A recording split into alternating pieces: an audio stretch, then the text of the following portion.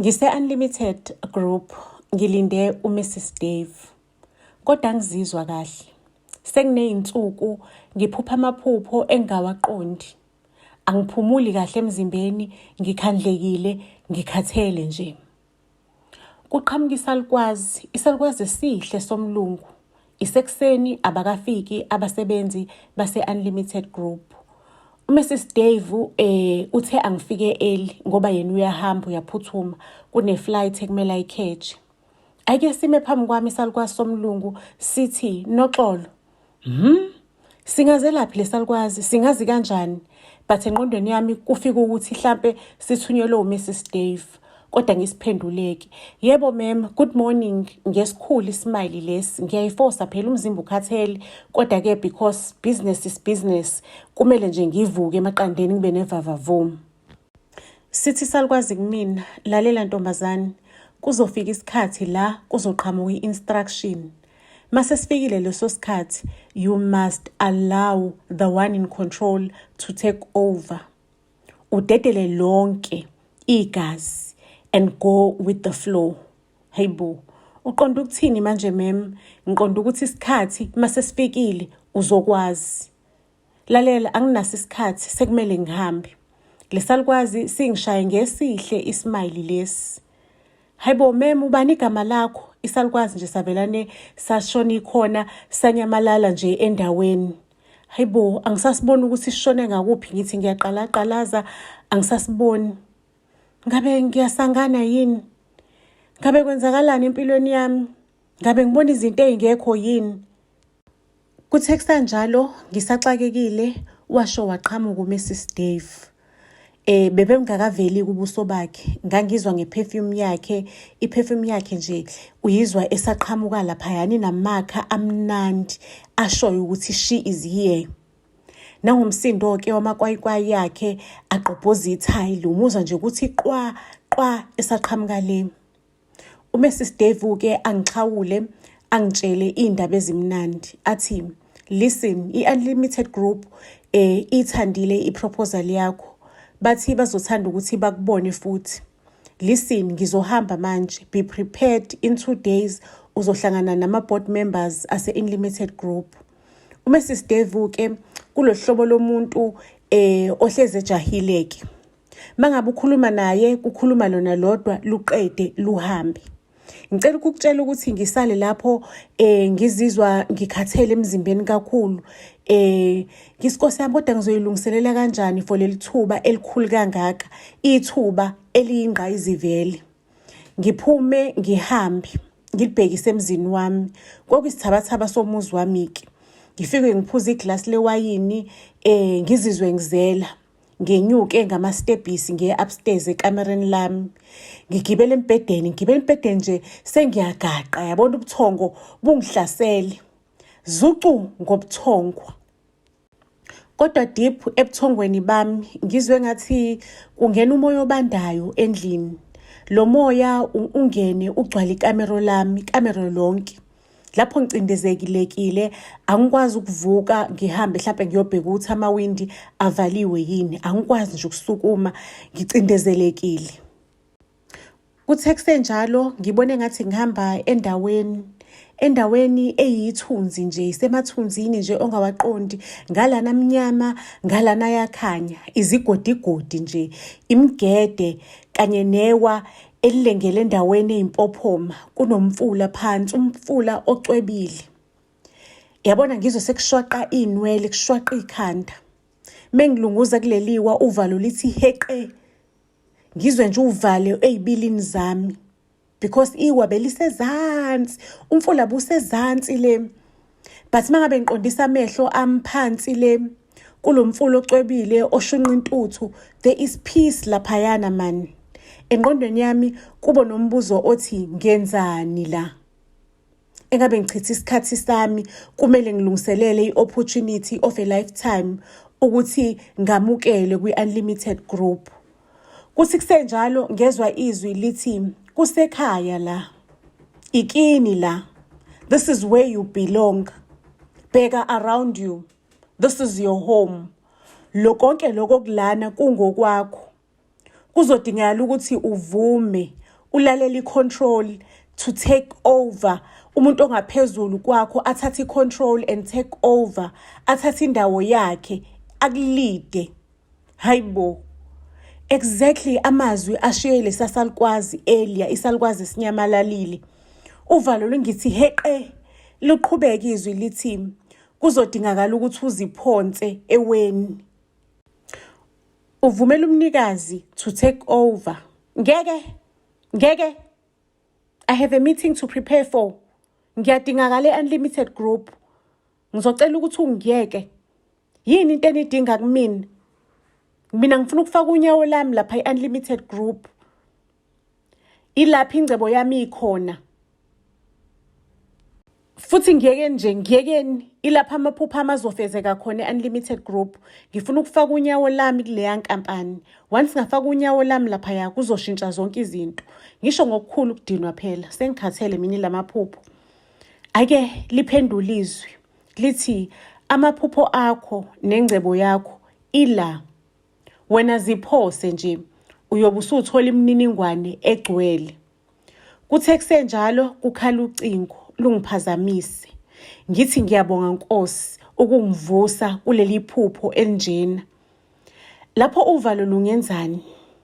Ngilibambe ucingo uMrs Dave. Listen Noxolo, I just landed kwelinye izwe. Do you have a pen and paper esandleni sakho? Ngithi mina, yes, I can grab a pen, but don't worry, I have AI app la efonini yami iyakwazi ukutype yonke i-conversation esinayo over the phone, but ke kuzodingakala ukuthi uyi-allow on your side, nami ngiyithene on my side. Athi ke uMrs Dave, no problem Noxolo. Ake ngicofozeke ifoni yami yonke into isiqondile noMrs Dave naye accept ngale esayidini lakhe. Athi uMrs Dave, ngifuna uthathwe Noxolo by unlimited group. I think une potential. Ungenza umehluko omkhulu in our company. So listen Ntombazane, I'll give you points okumele uzilungiselele kona ukuze uwahlaba umxhwele amaboss ami ase unlimited group. Akhulume kuNoxolo, akhulume kuMrs Dave, angitshele yonke into. Ngizizwa ngumuntu onenhlanhla kakhulu ukuthola yonke lemininingwane. Ngiyabonga kakhulu Mrs Dave ngosizo lakho. Aphendule kuMrs Dave ukuthi ngifuna imbokodo kube yiyona engena ezikhundleni eziphezulu. Uyadeserve Noxolo. Ngiyabonga kakhulu ukuthi ulalele, kuzomela ngihambe ke manje. Bye. Washelivala ucingo uMrs Dave ngakasho nokuthi bye. Ngasale sengusho ucingo nje, sengusho bye, ucingo seligankaziwe lavalwa. Kodwa uNkulunkulu wami, how am I going to prepare for yonke lento? Ngikhathele kanjeni. Kwenzakalani simakade? Kwenzakalani? uNkulunkulu nginikezile le opportunity ukuthi ngifake unyawo lami olulodwa eminyango kwi-unlimited group. Kodwa Nkosi, kwenzakalani kumina? Why I am so tired? Angikwazi ukwenza lutho. I made one call to i-company eyenza ama-drips e-energy. Ngidrive-ke ngiye khona, ngifike ngempela bafike bangifaka i-drip. Last number kuMakoya. Bathi izowabuyisa manje amandla ami le drip. Like I was hoping on my way back home. Mengifike endlini, I went upstairs ukuthatha my laptop. Ayibufika ubuthongo bungixake ngiziqinise. Hayibo ngize ngizumeke ngimile madoda ngithi ngizama ukuyiqinisa. Ngicabanga ukuthi vele bathe kungenzeka i-drip ingilalise for 1 hour, after that ngizoba umqemane. Ake ngene embedeni ke bafethu ngibshisa ubuthongo. Yeheni lisho iphupho. Ngizibone ke futhi ngikuleya ndawo. Kunomsindo ke ongekho muhleke kahle this time, isivunguvungu. Yini Nkosi yami futhi sekwenzakalani? Ngimemeze. Nifunani kumina? Yini nifunani kumina? Ngathi ngingakhuluma nje yosozivunguvungu sathula sathi du, umoya wathula. Kwakhuluma izwi lathi, uyabona amandla onawo, uthulisa ivunguvungu. Ngithe nifunani kumina? Kusho mina sengimemeza ngokukhulu ukudinwa. Sifuna ukuthi usithembe, uziphonse kulololiwa omikulona. Lokho kuyobe kusho ukuthi uyavuma ukuthi ongaphezulu kwakho athathe indawo yakhe. Kodwa-ke namhlanje angikubizelanga lokho namhlanje.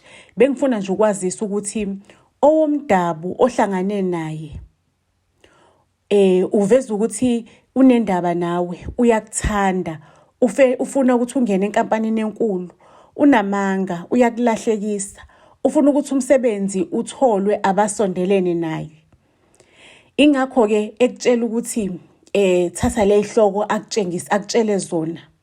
Lezo ihloko-ke izona ezokushaya phansi zikubulale zikwenza ukuthi ube weak. Ngizokucela ukuthi uhambe uye kule meeting.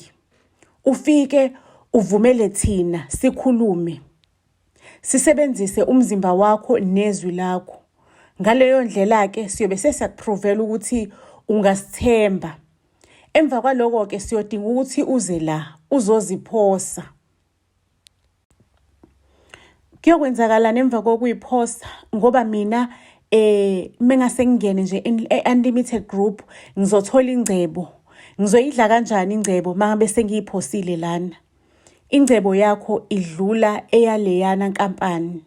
Ingcebo yakho nako konke okudingayo kukhona la. Uzokuthola la. Ingcebo yalana ayinamkhawulo, ingukuphila, iyinjabulo, iyifa lakho, ayidingi ukuthi uyisebenzele kakhulu, iyinjabulo yakho wazalelwa yona. Ngisathulile njalo, ngilalele, libuze izwi ukuthi siyavumelana yini ukuthi siyiprove kuwena ngalomhlangano ozofika einsukwini ezimbili. Phenduleke mina. Kahle kahle anginazi ukuthi ningobani. Kodwa nami uMrs Dave angimkholwa impela. Ngakho-ke ngizothi ngikhathele lamaphupho enu nayo yonke lento le. Ngifuna ukuthi iphele. Ngizocela ukuthi niyiveze kwi-meeting. Baphenduleke, liphendulizwe. Okay, lalela la. Hamba uyikhiphe uyojabula kulesikhathi. Ukhohle yona yonke into and focus on your happiness ngaloso sikhathi. Ufocus nje kuwena. Ngisho ngiphaphama ephuphweni. Ngiyajuluka. Hayibo, emashidini kunenhlabashanyana. Nosihlabathi esiningi siyafana nalesihlabathi ebesikade sikuleya ndawo. Ngabe kusho ukuthi I was there physically or kwenzakalani? I went downstairs and then I took my car keys. Ngazizwa ngine energy phela idrip iyasebenza manje. Nami ngizizwe ngingconywana nasemoyeni, ngijabulile, ngingene emotweni ngishaye imoto ngichithe. Hayibo, angigqokile ngishona nomswenko. Ngigqoka ama-tracksuit jinyana nje. Ayike ngingene emall sekusebusuku-ke. Ngithenga impahla ezintsha, i-makeup ne-weave entsha. How crazy is that? Ngibhukhe i-hotel endaweni enhle. Ngifike ngigeze, ngigcobe i-makeup, ngiswenke, ngibe muhle. Ngiphume ngiye kwidina. Ngisendaweni enhle, ngisho ngitshenile egudlulwandle. Ngithatha isithombe-ke ngibamba idrink lana esandleni endaweni enhle egudlulwandle ngisiposte on my WhatsApp status. Afoneke uMrs Dave. Noxolo, bengithi uyayilungiselela, uyilungiselela umeeting omkhulu. Khulileka Mrs Dave. I was born ready. Uyabona lama points ongiphe wona abalulekile kakhulu, azongisiza ngigxile kuona njengamanje. That's why ngi-happy so. Ngiyazibona nje ukuthi ngizoyithola, ngizobuya nayo lento le. Ngizongena, ngizolifaka unyawo laphayana enkampanini yenu. Ajabuleke uMrs Dave. Athi kona lokho engikufunayo-ke Noxolo. Ungakhohlwa ukuthi uyimbokodo. Make us proud, mina nabanye abafazi abasemakhaya. Noxolo, uzoba umlomo wabo bonke abantu besifazane. Intsha eningi izothuthukiswa uwena.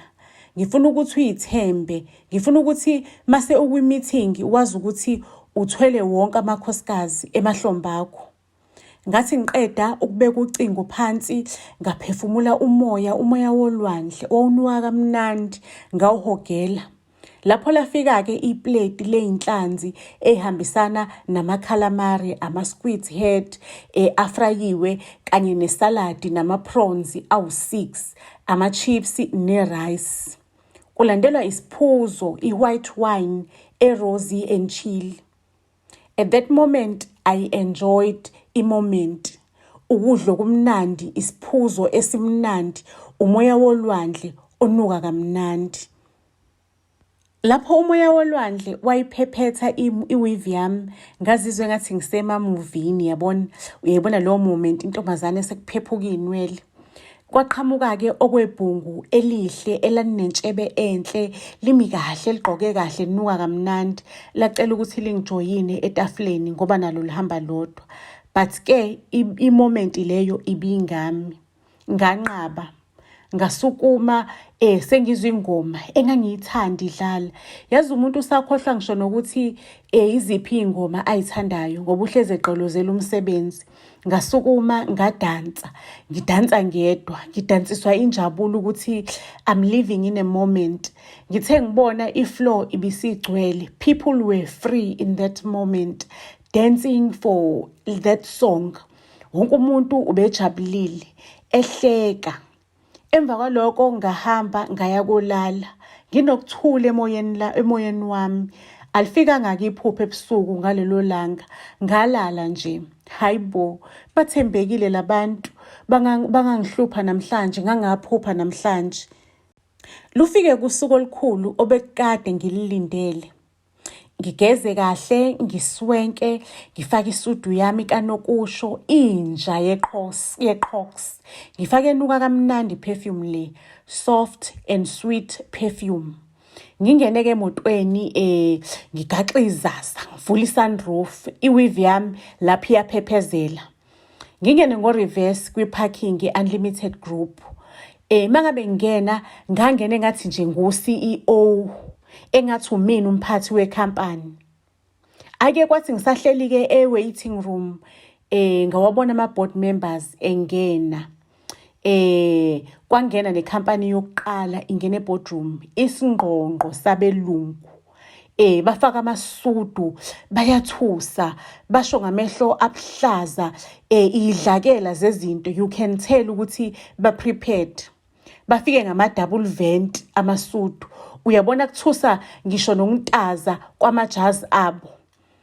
Hibo, ingabona intombazane yase-reception, ingibuka Nkosi yami ingizwela. Ingizwela ukuthi ubuhlungu ukuthi ngathi angikho prepared ngoba isibona lesingqongqo samadoda. Ngihamba ngedwa, angifikanga ne-team yami. Ngempela siphumeke isingqongqo sabelungu, sijabulile. Uyasibona ebusweni. Singidlule engathi nje sidlula amanzi okwasha izitsha angcolile. Sikhishwa uMrs Dave uyasiphelezela-ke.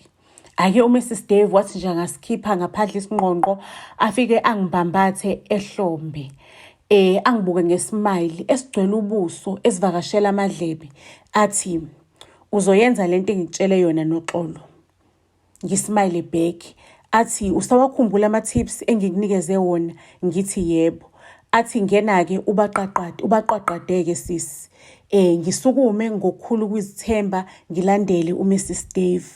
Angene nami-ke eboardroom, angithule kahle kwiphaneli yakhe. Athi, lo umuntu wesifazane ofana neshumi lamadoda eyedwa. Simkhethe eningini, uyayazi into yakhe. Futhi angingabazi ukuthi amagalelo akhe angaba mahle kakhulu kwi-unlimited group. Hhayi-ke iphaneli ithi over to you Noxolo. Lapho I have nothing prepared. Ngizwe izwi inside mina lithi sinawe. I smiled. Ngokukhulu ukuzithemba ngaqala ngodaba lami. Ngababuka emehlweni abelungu. Ngabona abelungu besukuma bema ngezinyawo, beshaya izandla, bejabulile. Ngezwe CEO ithi iyona company-ke le ebesiyifuna to join our unlimited group.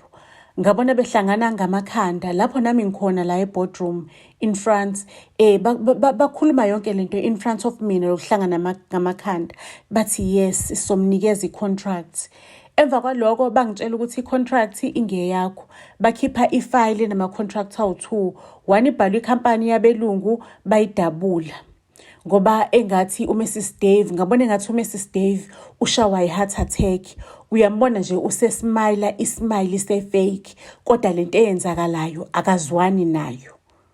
Base-ke abelungu bathatha the other contracts bayinikeza mina. Miss Noxolo Luthuli, una 14 days to sign this contract. Mase uyayibuyisa via email. The original copy uyinikeze uMrs Dave. Ngicela ukukutshela ukuthi injabulo ebusweni bami ne-receptionist ngiphuma sengiphelezelwa isingqongqo sama-boss, ama-panelist. Wayibona injabulo igcwala entombazaneni. Ngadlula ngayicifa elihlo. I've decided to order lunch for her, for that receptionist.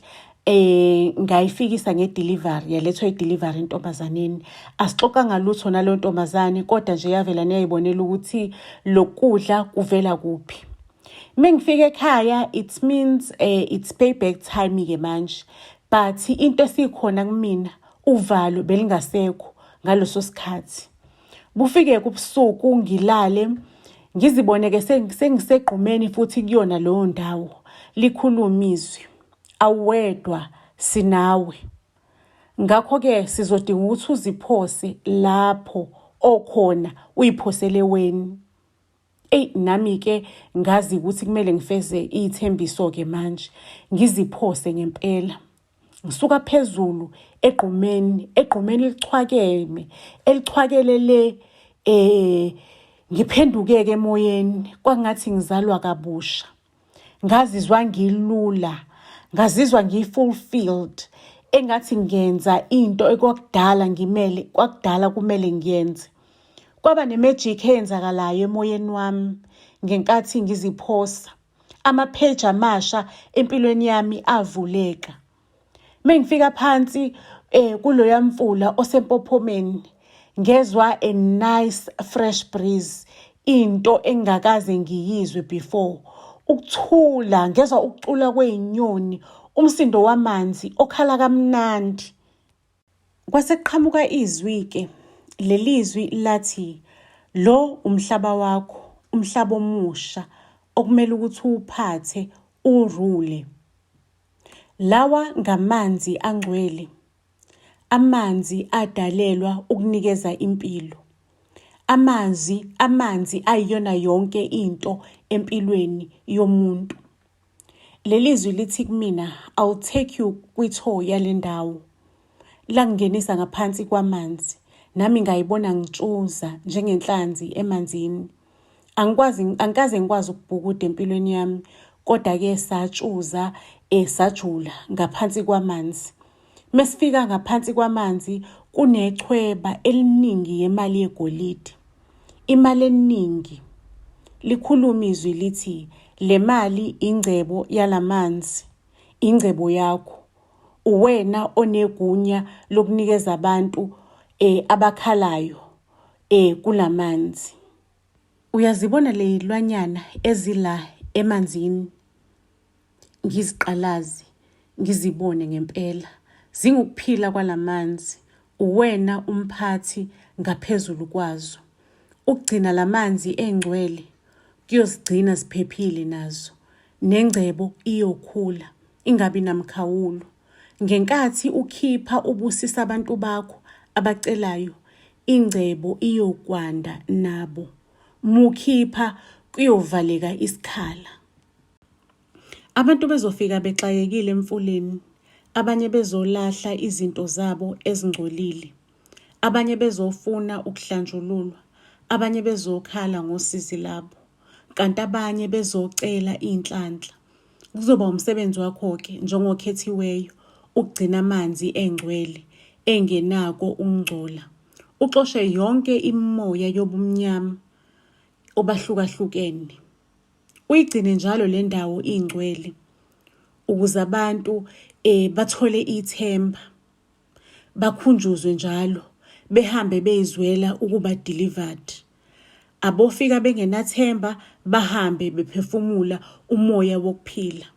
Abazocela inhlanhla siyakunikeza amagunya okubona inhliziyo ecelayo, ukwazi ukudecide ukuthi ifanelekile noma cha.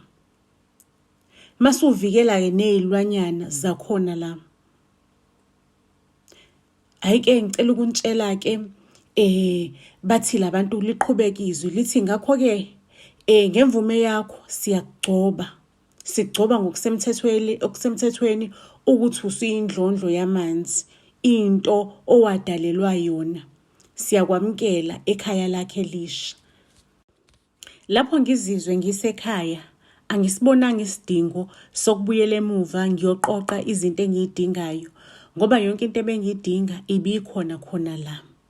Bengithole ikhaya elisha, ikhaya lemfudumalo, intokomalo kanye nenjabulo. Iyaqala-ke impilo yasemanzini. Ngiyakhumbula nje ngiyisonga esihlalweni sami sobukhosi. Ngiqokiswe phela umqhele womndlondlo.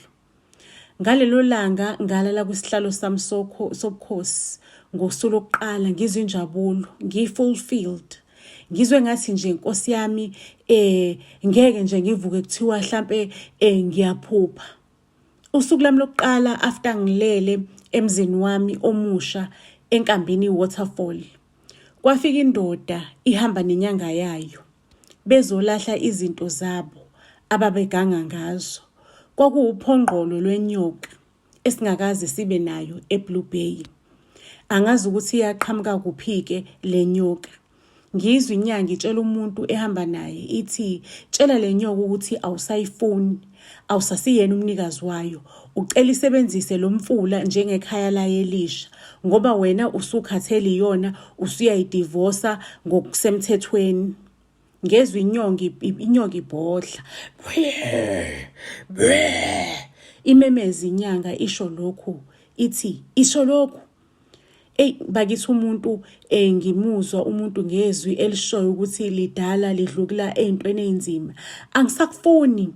Obukuhlanganisile mina nawe sekuphelile. Ngiyakudivorsa njengamanje. Ngicela ukuthi wena nemoya yakhe engcolile niphume niphele empilweni yami. Ngase ngiphendula ngezwi lami ngingaphansi kwamanzi ngathi umina umqaphi walesi ziba okhethiwe emaphakadeni. Umuntu bezolahla le nyoka leliphongqolo lenyoka yakhe wathuka wacishe wawa. Ethuswa ile voice bekangathi kune voice ezoqhamuka lezibeni. Inyanga yathi ungathuki sekuphume umnikazi wesiziba uyena umuntu ozosikhipha kulona lonke lolutaku. Ngithe nje ngisakhuluma ngithi ngizoyibulala le nyoka ukuze ingaphinde ikuhluphe ngoba ngiyayazi nenkani kade wawuyilahla ufica isikulindile endlini uyibulale uyishise kodwa ivumbuke lapho kuma ashes ithi ngiyofa la ufa khona wena. Ngizoyibulala kodwa nawe kuyodingakala ukuthi uzale kwabusha ukuze kungabe kusaba khona okuxhumanisayo ukuba uxhumano phakathi kwakho nayo le nyoka. Ngikhulume ngithi ngizocela bame ngaphandle ngibulala inyoka mase ngihlambulula idamu. Mase ngibulalile ngihlambulule umfula mase ngithi umuntu akangene yedwa ayiyeke inyanga. Ayi ngempela ngenze njalo ngibulala inyoka, ngiqeda ukubulala inyoka ngihlambulula idamu. Mase ngiyambiza kumuntu angene ngempela ke umuntu nginikeze inyanga ubuthongo yavelane nje yazumeka zucu. Ngaphuma emanzini ngatshela le ndoda ngathi unenhlanhla uzongibona ubuso nobuso. Ngayigeza le ndoda and he was delivered. Ngathi hamba ungabe usona. Ngayifumbathisa igolide elilodwa ngathi hamba uyolimultiplya lolu hlamvu legolide. Impumelelo yakho ikulona lelo hlamvu not izinto zobumnyama. Indoda yabantu yahamba ijabulile. Ibonga usizo. Yazi yathembisa ukuthi iyoletha umnikelo masilimathuplayile uhlamvu legolide. Ngalelo langa-ke inhliziyo yami yayijabulile ukuthi sengiqalile ngenza into engazalelwa yona ukuphilisa nokunikeza ithemba elisha. Kusukela lapho-ke kwakunemisebenzi eminingi. Kwesinye isikhathi ngangisebenza kuze kube sebusuku. Kufika abantu behamba ngamakhumbi, ngamabhasi, isikakhulukazi abantu benkonzo. Ngesinye isikhathi bekufika abanye abantu umoya wami uthi angilivale ichibi. Ake bakwethu ngilivale ichibi, abantu balindele ngaphandle lize livuleke. Kwesinye isikhathi livuleke emva kwey'nsuku abantu sebeyigojana belambile ngaphandle. Kwathi ngelinye ilanga ngilele embhedeni wami, umbhede wami lapha ngaphansi kwamanzi. Anginitshelanga ukuthi phela nginegumbi elihle elingaphansi kwamanzi, elihlotshiswe kahle yabona ngey'hlahla zasolwandle, iy'lwanyana zasolwandle. Ayike ngifikelwe yisibonakaliso ngilele ebusuku.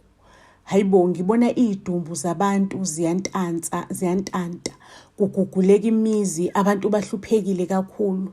Ngaleso sikhathi ngavuka, izulu belinetha kakhulu.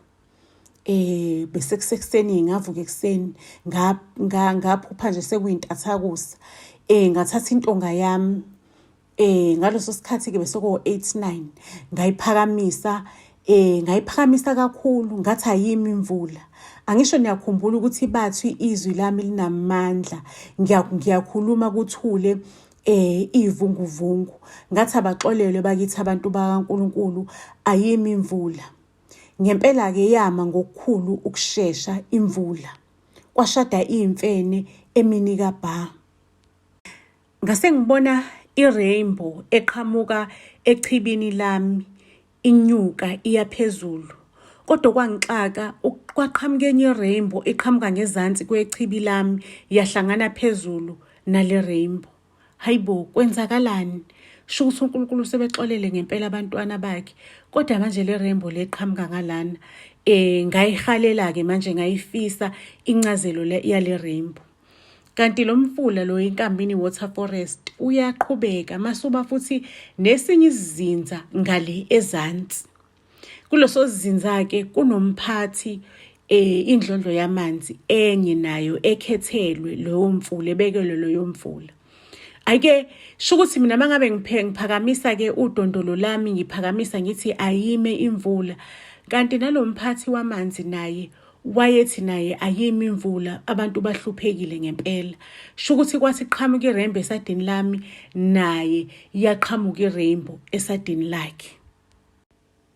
Sho ukuthi indlondlo yamanzi esemfuleni ongezansi kwami ekuthiwa isesangweni waterfall ingakutholi ukuphumula, ilandele uthingo lenkosazana ukuthi liqhamuka ngakuphi, ifike qathatha eNkambini Forest. Yathi isondela indlondlo yamanzi yasesangweni waterfall, ngizwe ngathi kunemagnet yabona la eboyeni bami obungiphula closer to indlondlo yamanzi. Yabona nje imagnet, uzwe nje ukuthi ngathi kuze umuntu wakini, umuntu enenza into eyodwa, umuntu ene-connection nayo. Ake isondeleke le ndlondlo yamanzi, i-introduce ukuthi ayiphuma ngale esangweni waterfall. Nami ngiyitshela ukuthi hayi, nami ngiyindlondlo yamanzi, iyakhona khona la. Isho ukuthi yasumakhelwane, sidla amanzi awodwa, amanzi aqhamuka la ayafika ngale esangweni waterfall. Ake sijabulelane-ke. Ingibuza ukuthi uyazi ukuthi kusho ukuthini mangabe kuqhamuka uthingo lenkosazane luhlangane nolunye uthingo lenkosazane emoyeni. Ngithi mina cha, kodwa mhlampe ngingacabanga ukuthi lisho ukuthi uNkulunkulu abantu bakhe ubaxolele. Ake ikhulumeke le indlondlo yamanzi yasesangweni for waterfall, ithi cha, kusho ukuthi yebo abantu baxolelwe, kodwa kusho ukuthi ngenkathi wena uphakamisa udondolo lakho, nami udondolo lami ngiliphakamise the same time. The time kuhlangana i-rainbow eqhamuka kumina ihlangana ne-rainbow eqhamuka kuwena, bekusho ukuthi mina nawe besishada ngaleso sikhathi. Hayibo, sengishadile manje, senginendlondlo yamanzi. Umkhwenyana athi mina nawe sidalelweni. Ukhuluma nje vele nami sengiyaluza uthando, sengiyachobozela. Yabona nje yonke into sivelane nje yalunga khona la. Ngibuzeke indlondlo yamanzi yasesangweni waterfall ukuthi phela mina ngiyasebenza la, ngihlezi ngigade ichibi mangabe kufika abantu ukuthi ngikhona yini. Ingiphenduleke indlondlo yamanzi yasesangweni waterfall, ithi lalela, phela ukubone mangabe ichibi selivaleka, kuthiwa nje vala ichibi, uzwe umoya wakho uthi vala ichibi.